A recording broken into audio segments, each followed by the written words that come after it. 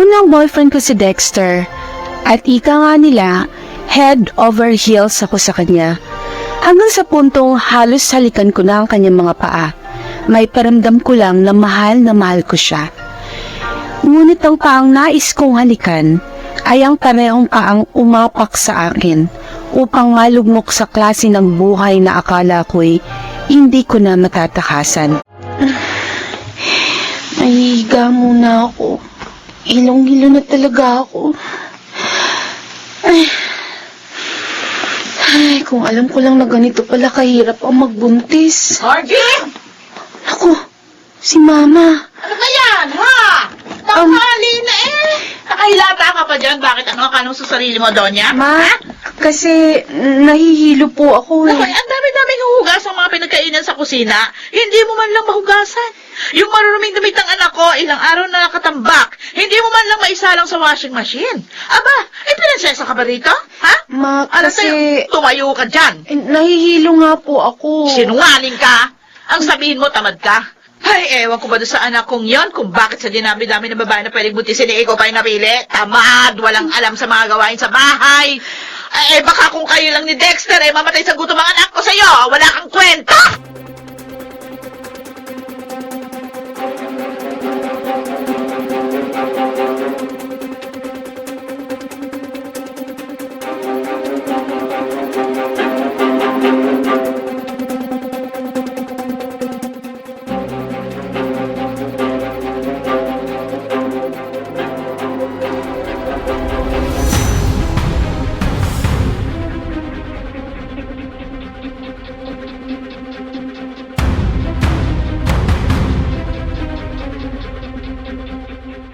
Sabi ko naman sa'yo, pagpasensya mo na si Mama. Yun naman ang ginagawa ko eh. Kaya lang minsan sobra naman ang bunganga niya. Dexter, buntis ako. 3 buwan akong buntis at madalas akong mahilo at magsuka. Hindi niya ba yun naiintindihan? Nagbuntis din naman siya. Huwag kang maingay, baka marinig ka niya. Bakit? Totoo naman sinasabi ko ah. O bakit ako pinagbabalingan mo ng galit? Kasi naman... Sana kanina sinagot mo siya habang binupungangaan ka. Tiisin mo na lang. Kung wala lang TV si tatay na pwedeng makahawa sa amin ni baby, uuwi na talaga ako sa bahay. Margie, konting tiis pa. Salamat ka. Mahal kita, kaya tinitiis kong lahat ng hirap dito sa bahay niyo. Tapos naman, panay ang reklamo mo. Sorry na. Promise, magtitiis ako. Magtitiis ako para sa'yo.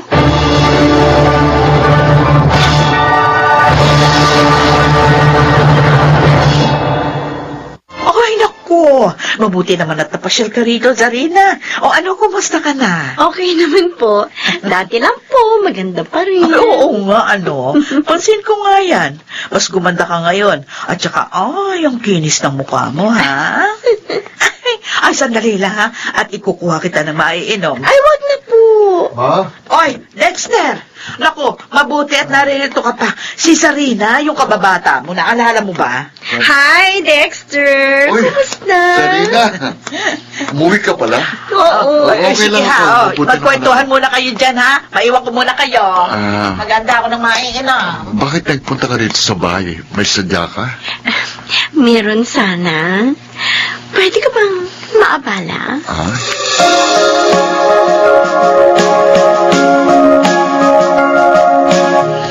Ilang araw mo nang ipinagdadrive yung babaeng yun. Tapos madalas hindi ka nakakauwi kong gabi. Saan ba kayo nagpupunta? Kasi hindi pa siya marunong mag-drive, kaya ako na munang pinagmamaneho niya. Mabuti na ito, may kita pa. Ang tanong ko, saan kayo nagpupunta?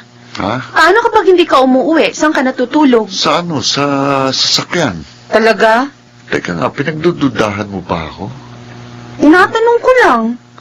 Gusto ko lang malaman kung nakakatulog ka ng maayos. Ay, pagod ako, Margie eh. Sige, patutulog na muna ako. Singin mo na lang ako kapag manananghalian na, ha? Sige.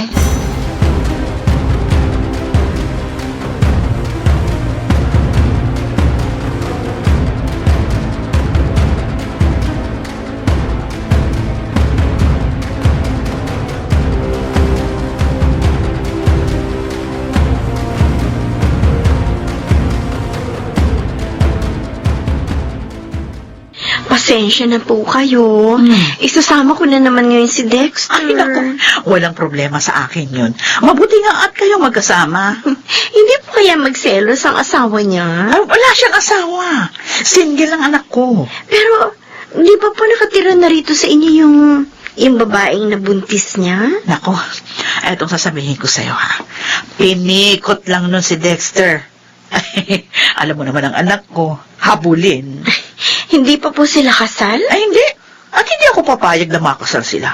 Ay, kung wala ka pang boyfriend, mas gusto ko, ikaw ang mapangasawa ng anak ko. Ano, gusto mo ba? Naku, mahirap po yan. Ha? Baka kung sugurin ako nung kinakasama niya. Sarina, tara na. Ay, oo, Dexter. Oy, Dexter! Mag-enjoy kayo ni Zarina, ha?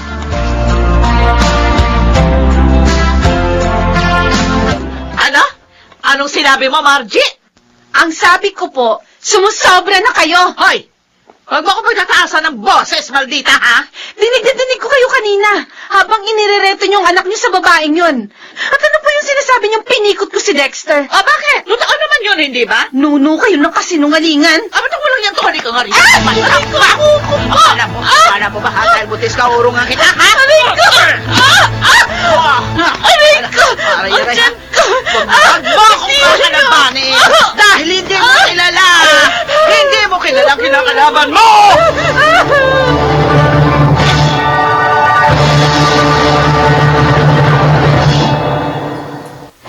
Bakit naman kasi pinatulan mo pa si Mama? Ako pa? Ako pa may kasalanan? Ako pa, Dexter? Margie naman! Pagod na nga ako sa paghahanap buhay para sa atin. Dumadagdag ka pa. Hanap buhay? Hanap buhay ba talagang ginagawa mo, ha? Tumigil ka kung ayaw mong... Bakit? Pagbubuhatan mo rin ako ng kamay, ha? Sige! Gawin mo! Gawin mo! Tumigil ka! Huwag mo kong ahamunin, Margie. Punong-puno na ako sa'yo! Mag-ina nga kayo! Magsama-sama kayo! Margie! Margie!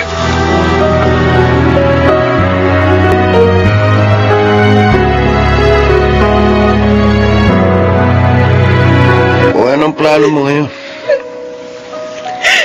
Kuya.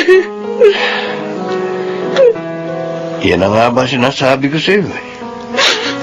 Kung hindi ka naging mapusok, di sana wala ka sa sitwasyong yan. Oo na. Kasalanan ko na. Dito ka na lang muna sa bahay, hanggat hindi ka pa nakakapanganak. Mamaya niyan, malagay pa sa alanganin ng buhay nitong batang dinadala mo. Kapag nanatili ka sa bahay na yun. Kuya, hindi na ako babalik doon kahit kailan. Sigurado ka. Baka mamaya, pag sinuyo-suyo ka ng lalaking yun, sumama ka na naman. Hindi na. Tama na to. Kaya ko namang mabuhay kahit wala siya. Kapag nakapanganak ako, maghahanap ako ng trabaho. Papakita ko sa kanilang kaya kong tumayo sa sarili kong mga paa. Di naman ako karapat-dapat tratuhin na parang basura. Babae ako. Tao ako. Kung hindi nila ako kayang tratuhin ng maayos, ano pang dahilan ng pagtitiis ko?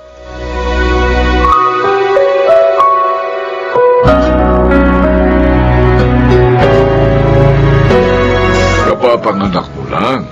Kaya mo na ba magtrabaho? Kayang-kaya ko na po, sir. Abay, mahirap ang trabaho rito sa public, ha? Kakayanin ko po. Sigurado ka? Opo, huwag po kayong mag-alala sa akin. Single mother ka ba? Opo, sir. Kaya kailangan ko pong magdoble kayo dahil kung hindi, magugutom mo ang anak ko. O sino mag-aalaga sa anak mo kapag nagtatrabaho ka? Yung hipag ko po. Margie, tinatanong kita ng ganyan kasi ang nanay ko, single mother din. At itinaguyod niya ako mag-isa. Pero hindi yun naging madali. Kaya alam kong hindi rin magiging madali para sa iyo. Wala po akong hindi gagawin para sa anak ko, sir. Minsan na ho ako nagkamali dahil sa pagiging mapuso ko at sa pagtitiwala sa isang tao na hindi naman ako kayang panindigan. At dahil doon, lalaking walang ama ang anak ko. Kaya gusto ko pong bumawi sa kanya sa pamamagitan nito. Gusto kong gawin ang lahat para maibigay sa kanya ang maayos na buhay na nararapat sa kanya. Okay, sige. Magsimula ka na bukas. Talaga, sir? Ay, salamat. Maraming salamat po.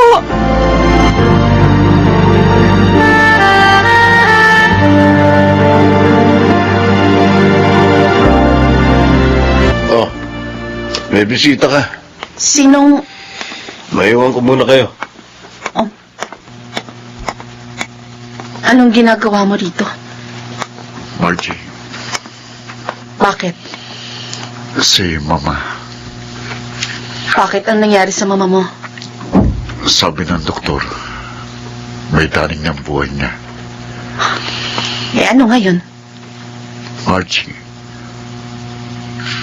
5 taon na mula nang umalis ka sa bahay. Wala nang magkahiwalay tayo. Baka pwedeng patawarin mo na si Mama. Sabi ng mga tiyahin ko, maaaring nakakadagdag pa sa paghihirap niya ngayon ang galit na nararamdaman mo sa kanya. Kaya sana mapatawad mo na si Mama. 5 taon na ang nakalilipas. Pero kung magsalita ka, parang palagi akong may utang sa inyo. Parang palaging ako ang may kasalanan. For your information, napatawad ko na matagal na ang mama mo. Pati ikaw. At kahit ni minsan, hindi kayo humingi ng tawad sa mga ginawa niyo sa akin. Baka naman pwedeng bisitahin mo siya para gumaan ang pakiramdam niya. Naaawa na ako sa kalagayan ng Mama. Hoy, Dexter! Ang kapal naman ng mukha mo. Nung lumayas ako sa inyo, ni minsan ba sinilip mo ang kalagayan namin ng anak ko? Ha? Nag-alala ka man lang ba kung kumakain kami? Ni anino mo nga hindi ko nakita eh. Tapos ngayon, gusto mong suyuin ko ang nanay mo? Kung naghihirap man siya ngayon, hindi yun dahil sa akin, kundi dahil sa kanya. Umalis ka na dito. At uulitin ko, pinatawad ko na kayo. Maayos na buhay ko. Kung may dapat man kayong gawin, yun ay humingi ng tawad sa Diyos at hindi sa akin.